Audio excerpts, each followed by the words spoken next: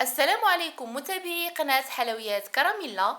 اليوم تحت طلب العديد من الأخوات اللي ما كيتوفروش على طراب كهربائي، غادي نحضروا اليوم وصفة الآيس كريم أو الكلاص بدون طراب كهربائي وبدون كريمة وبثلاث مكونات فقط. إلى عجبكم الفيديو ما تنسوش الضغط على زر الإعجاب وكذلك الاشتراك في القناة باش توصلوا بجديد الوصفات. نخليكم مع المقادير وطريقة التحضير. هنا بالنسبة للمكونات اللي كتشوفوا معايا هي مكونات اللي غادي نحتاجوها في الطبقة الأولى وكذلك في الطبقة الثانية. بالنسبة للطبقة الأولى غادي نحتاجو 4 من الكريم كراميل أو ياغورت بنكهة الكراميل، كل علبة كتوزن 80 غرام. غادي نحتاجو معها، غادي نعبرو كأس من الحليب المركز والمحلى ثم كأس من الحليب. وبالنسبة للطبقة الثانية غادي نحتاجو 4 من الياغورت أو الزبادي بنكهة الفانيلا، كل علبة فيها 110 غرام. ثم غادي نحتاجو معها كأس من الحليب وكأس من الحليب المركز والمحلى. وهنايا بالنسبه للناس اللي ما كيفضلوش هذا الكلاص يكون حلو بزاف، ممكن نعوضوا الحليب المركز والمحلى بالحليب المركز الغير محلى، او ممكن يستعملوا كأس من الكريمه السائله ويخفقوها جيدا ثم يضيفوا لهاد العلب من الياغورت او الزبادي. كنتمنى الشرح يكون واضح. نبداو بسم الله على بركه الله. غادي نبداو بسم الله. نوضع هنايا علب من الياغورت او الزبادي، وهنايا ممكن تعوضوهم باي نكهه اخرى. انا استعملت الفانيلا والكراميل، ممكن تعوضوهم بالشوكولا او الفراوله او الفستق اللي هو البيستاج اللي متوفر عندكم واللي كتفضلوه.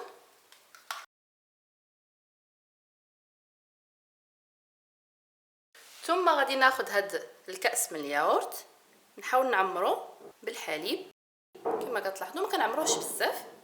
غادي نضيفوا الياغورت او الزبادي ثم نوضع الحليب المركز والمحلى بهذا الشكل هذا، علبة كذلك.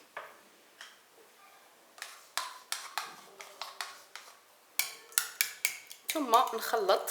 كما ذكرت ما غاديش نستعملوا نهائيا الطراب الكهربائي، فقط الملعقة.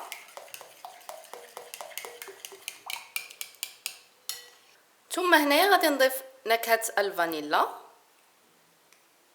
كتعطينا اللون وكذلك ذوق الفانيلا. بالنسبه لنكهه الفانيلا يعني موجوده في العلب اللي استعملنا ديال الياغورت او الزبادي، لكن هذه فقط باش تضيف لنا اللون للخليط وممكن تستغناو عليها، هذه فقط اضافه. هنايا بعد ما كنخلطوا جيدا هذا الخليط غادي ناخذ المول اولا القالب. هنا عندي بقياس 20 سنتيم، وضعت في الاسفل ورق الزبده. انا استعملت القالب اللي كتحيد ليه القاعده ديالو هذا الشكل هذا، وممكن تستعملوا القالب اللي كيتحل من الجوانب او ممكن كذلك تستعملوا القالب اللي كيكون من السيليكون. ثم غادي نوضع فيه الخليط بسم الله.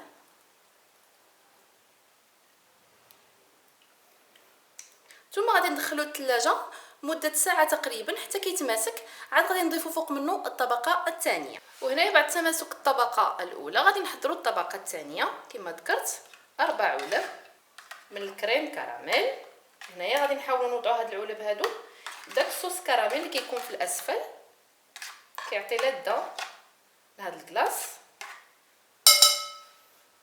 ثم غادي نحاول نخلط مزيان بالملعقه هاد الفلون ديال الكراميل.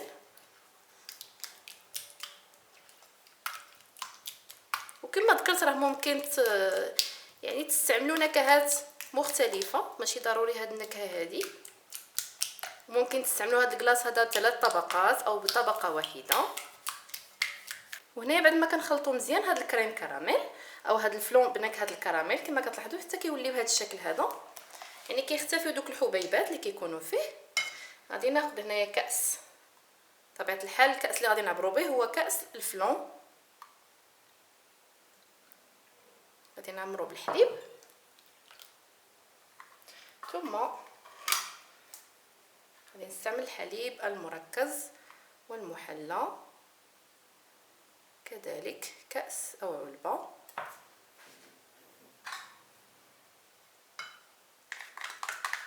فهاد الحليب المركز والمحلى هو اللي كيخلي لينا هاد الكلاص كيجي معلك. ثم غادي نخلط كل المكونات، غادي نخلط جيدا حتى كيدخل داك الحليب وكذلك الحليب المركز والمحلى في الفلون. ثم هنايا كناخذ المول اولا القالب اللي حضرنا فيه الطبقه الاولى، كما كتلاحظوا ساعه فقط كانت كافيه انه يتماسك. ثم هنايا كناخذ الاوريو او قطع من الاوريو. هنا هذه الخطوه كتبقى اختياريه فقط، كنزينوا بها هذا الكلاص من الداخل. غادي نحاول نقسمه بهذا الشكل هذا، وغادي نحاول نوضعه في وسط الكلاص، نقطعوا قطع صغيره، نحاول نغرسوا في الكلاص. كما كتلاحظوا الكلاص راه دابا على شكل كريمه، ما كيكونش متماسك بزاف لان خليناه فقط ساعه. بهذا الشكل هذا ندور على القالب كله باش يجيونا هاد الحبات الاوريو في وسط الكلاص. وهذه كما ذكرت راها كتبقى خطوه اختياريه بهذا الشكل هذا كما كتلاحظوا. ثم نوضع الطبقه الثانيه، ثم غادي ندخل هذا القالب للمجمد مره اخرى مده 3 إلى 4 ساعات على حسب المجمد ديالكم حتى كيجمد مزيان هذا الكلاص. عاد نشوفوه في طبق التقديم. وهنايا بعد مرور تقريبا 6 ساعات على الكلاص في المجمد، كناخذ هنايا سكين وغادي نحاول تمريرو في الجوانب هذا الشكل هذا. كما كتلاحظوا كنخرج الكلاص، هذا هو الشكل ديالو. وهنايا لكم الاختيار تزينوه باي شكل بغيتو. انا هنا عندي القليل من الشونتيي مخفوقه، غادي نحاول نزينو من الفوق. بسم الله.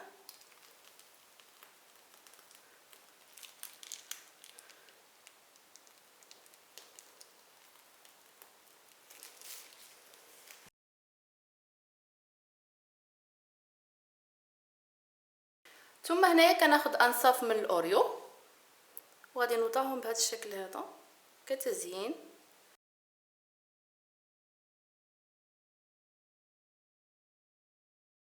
وهذا هو الشكل النهائي ديال الكلاص او ايس كريم اللي حضرت معكم اليوم. غادي نقسم لكم تشوفوا الشكل ديالو من الداخل.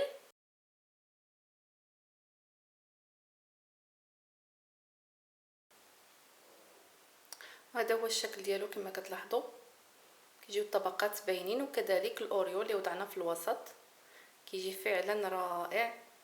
الى عجبتكم الوصفه ديال اليوم ما تنساوش الضغط على زر الاعجاب وكذلك الاشتراك في القناه مع تفعيل الجرس باش توصلوا بجديد الوصفات.